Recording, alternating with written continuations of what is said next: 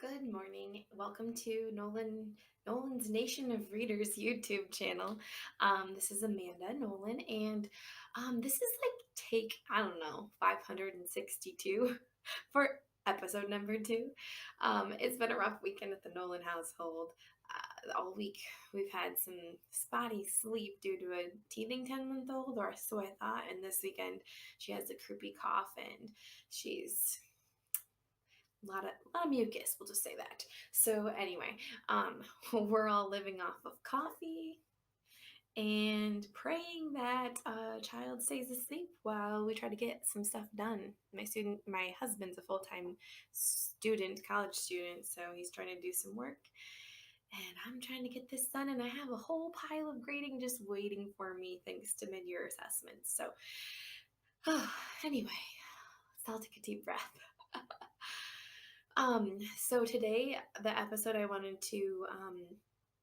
topic I want to talk to you about was student choice and how important it is. So I kind of want to talk about just right books and what that is not and what that might be. So um, I also wanted to give you a truth that I have not been the best reading teacher. I can think of a ton of students where I have failed to find them the books that they love.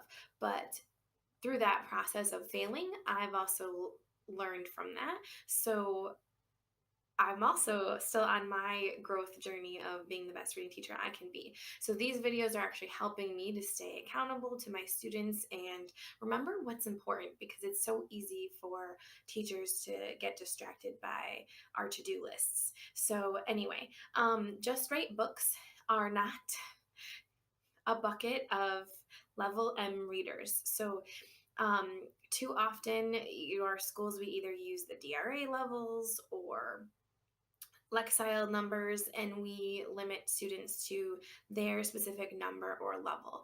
And I understand the logic behind it, but we have to be realistic. When you go to the library, you don't limit yourself to certain books just because they're the right level for you. So what we have to do as educators is, again, invest the time to get to know our students.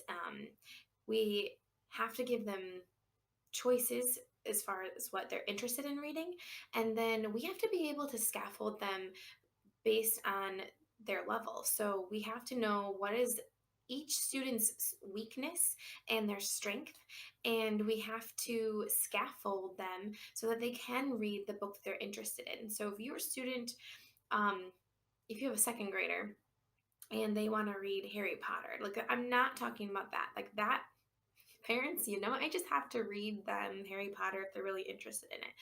But I'm just saying we should offer a little bit of flexibility as far as what level a student can read. Because if a student has a lot of background knowledge in, I don't know, baseball, they might have more success in reading a chapter book that has baseball in it because they know the vocabulary. So you have to know your students on a deeper level, like what students need help with vocabulary or comprehension or decoding. You have to use their strengths and weaknesses to help guide them. But to if they want to read a more challenging book that they're interested in reading, offering that small group instruction or one-on-one conferencing to be able to help them, give them strategies to be able to comprehend that book.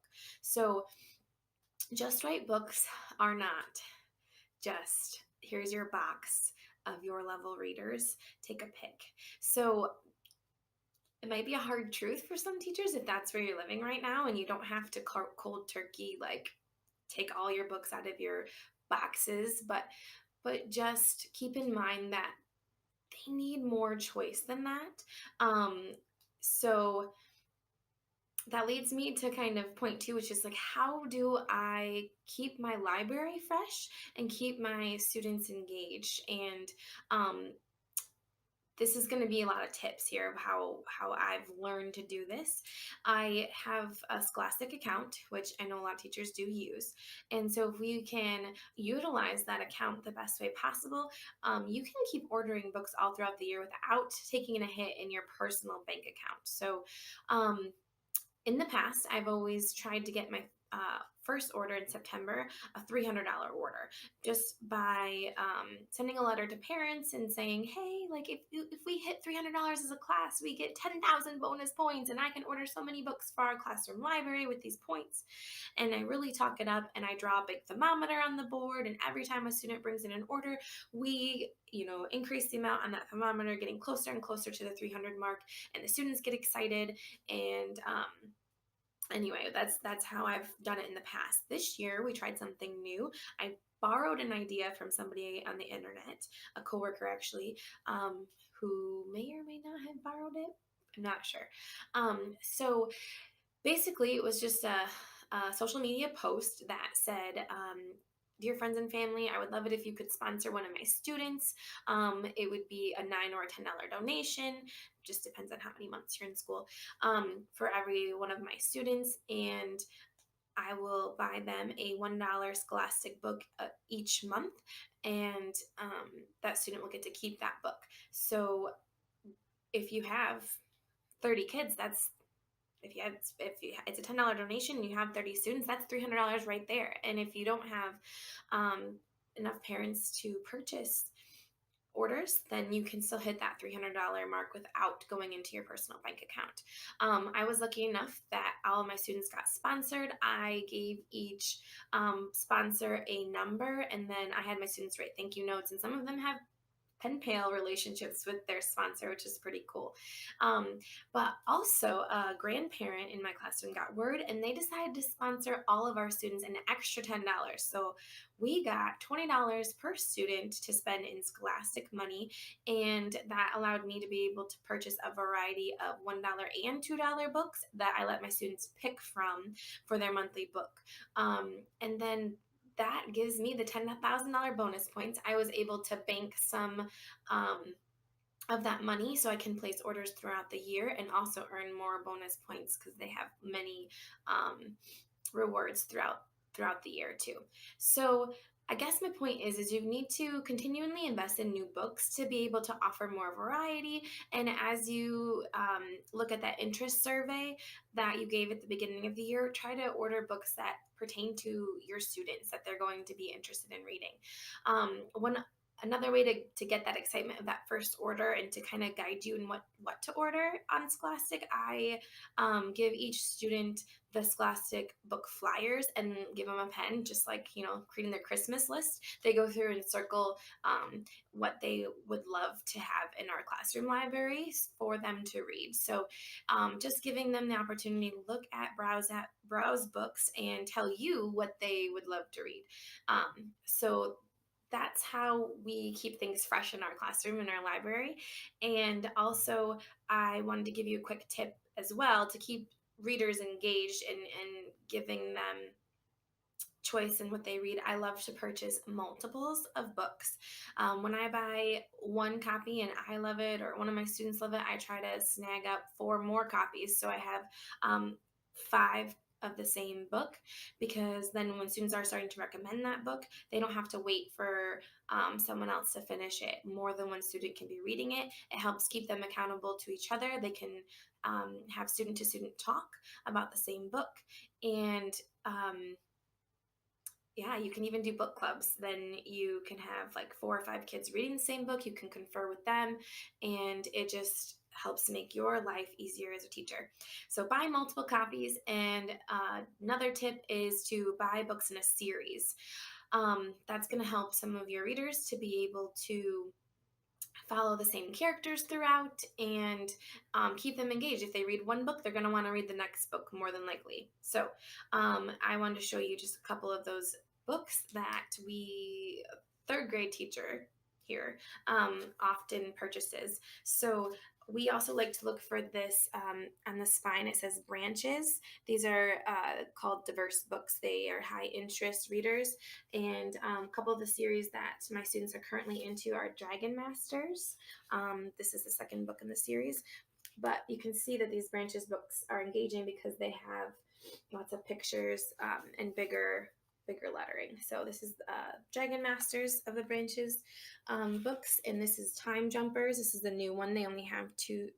No, they have three out so far.